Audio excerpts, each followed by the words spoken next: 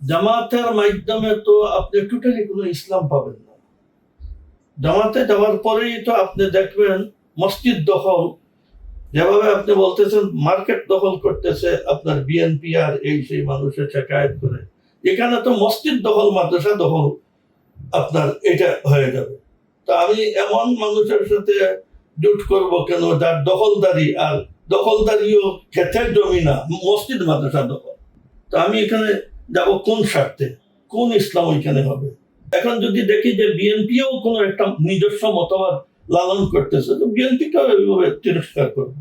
BNP কোনো separate মতবাদ লালন করে না, জাতীয় পার্টি কোনো সেপারেট মতবাদ লালন করে না। অবশ্য আওয়ামী লীগ হইল হিন্দু দিয়ে বানাইলে খিচুড়ি। জমিয়ত হেফাজতের উপর ভর করে চলছে। যদিও হেফাজত অরাজনৈতিক সংগঠন, কিন্তু বাংলাদেশের প্রেক্ষাপটে ইসলামপন্থীদের পক্ষ থেকে যে মুখ বা যে ভয়েসটা রেজ হয়, সেখানে হেফাজত আছে সবার উপরে।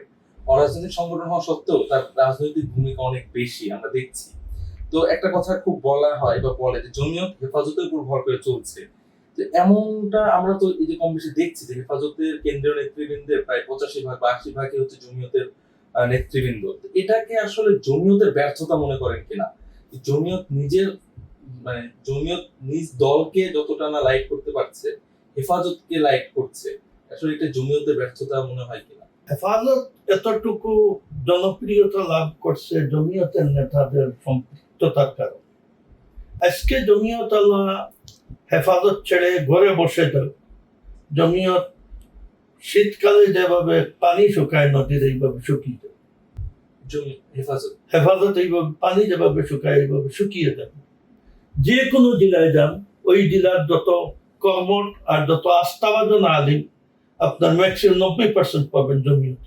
এনারাই আপনার হেফাজতের জিম্মাদার হয়েছে, যেখানে হেফাজত করতেছেন। ওনারা যদি অফ হয়ে যান তাহলে ওইখান থেকে উড়াল দিকে মানুষ নিয়ে মানুষ চলে আসবে।